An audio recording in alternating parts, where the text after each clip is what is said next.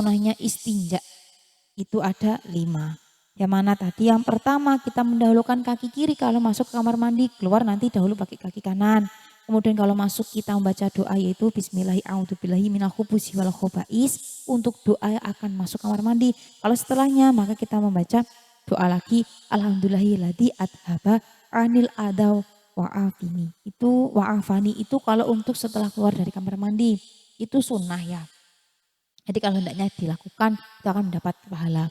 Kemudian itu menjauh. Jadi kalau kita mau istinja, mau buang air, besar air kecil ataupun itu nanti cebok untuk anak kecil ya menurut saya.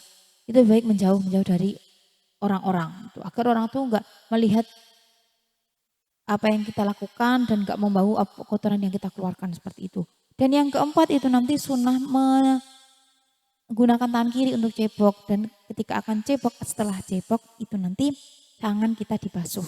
Dan yang kelima itu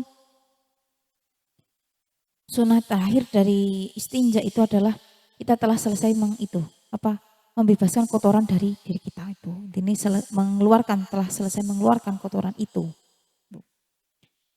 Setelah itu kita membahas tentang perkara yang dimakruhkan ketika istinja. Kalau tadi kita membahas perkara-perkara yang disunahkan, sekarang kita membahas perkara-perkara yang dimakruhkan.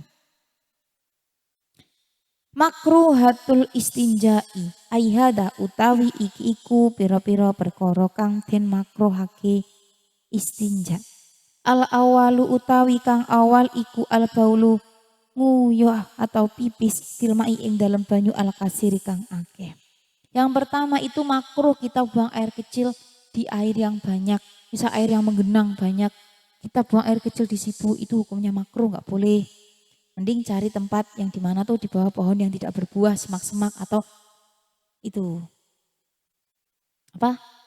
di tempat yang tidak terdapat air yang banyak, tidak menggenang seperti itu.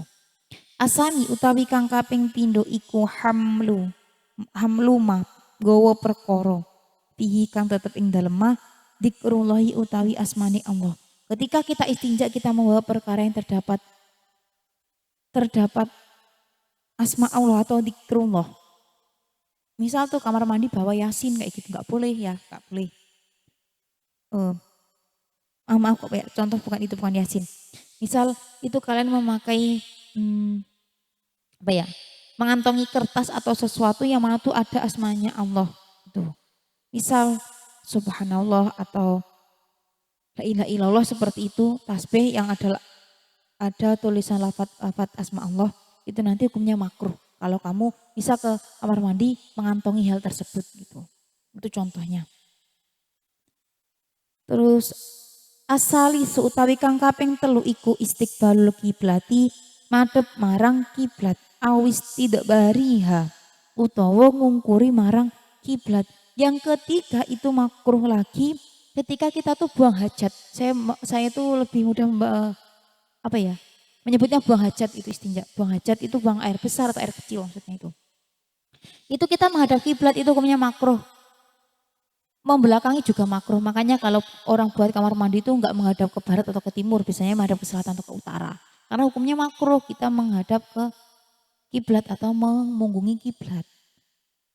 Arabi'u utawi kang kaping papat iku muqabalatu mahabirrihi. Madhep marang panggonan niupe angin. Nah, itu yang keempat itu kita juga makruh kalau buang hajat tuh menghadap pada arah angin, mesti air terhembus gitu. Misal itu arah anginnya kan biasa tuh.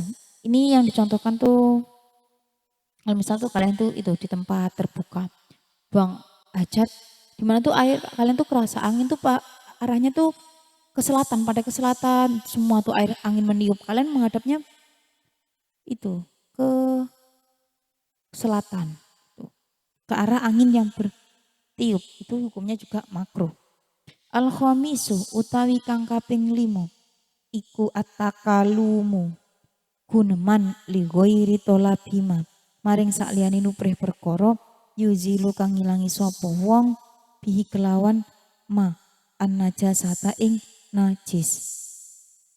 Yang kelima itu adalah berbicara, di mana itu tidak diperlukan ketika kita buang hajat gitu loh. kita berbicara itu hukumnya makruh ketika kita buang hajat. Jadi mending diam gitu. Yang mana ketika kita berbicara tuh nggak ada hubungannya dengan kita buang hajat, itu hukumnya makruh. Asadisu utawi kang kaping 6 iku alabasku ngidu watamahutu lan sisi bila hajatin kelawan tanpa hajat. Yang keenam yang dimakruhkan dari istinja itu adalah ketika kita tuh ngidu atau apa ya, buang liur seperti loh, ngidu atau buang ingus itu hukumnya makruh.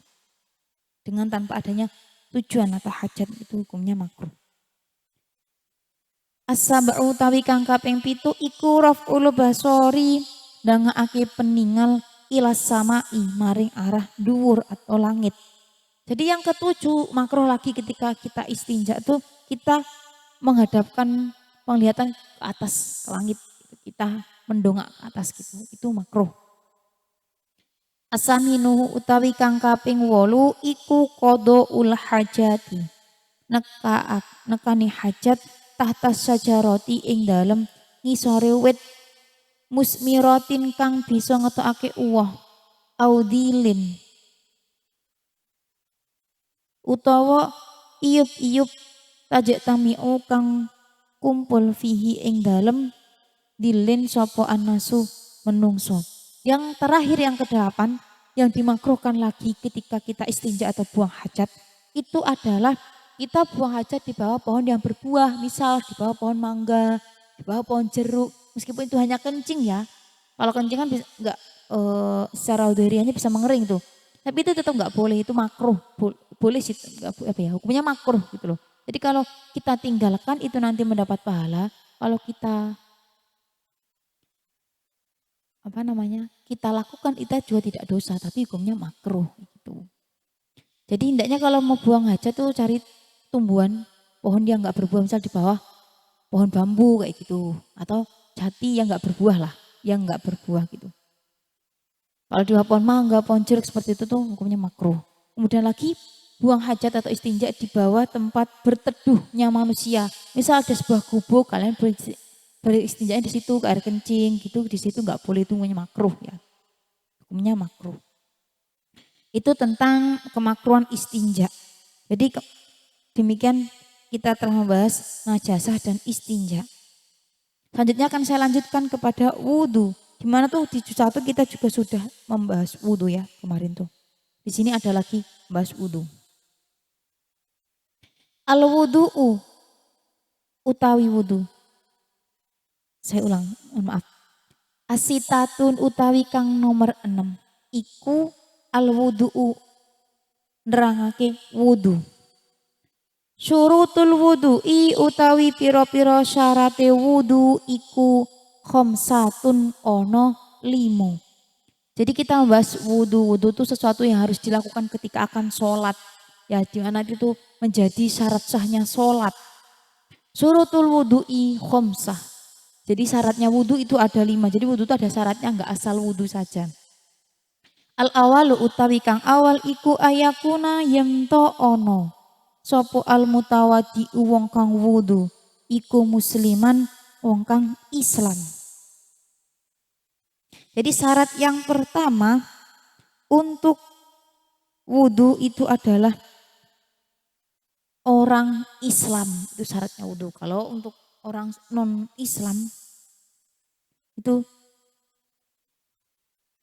tidak termasuk menjadi syaratnya wudhu. Kalau untuk nonis buat apa wudhu kayak gitulah. Asani utawi kang kaping pindho iku ayakuna yento ono sopo mutawade. Mutawade itu sebutan orang yang berwudhu ya.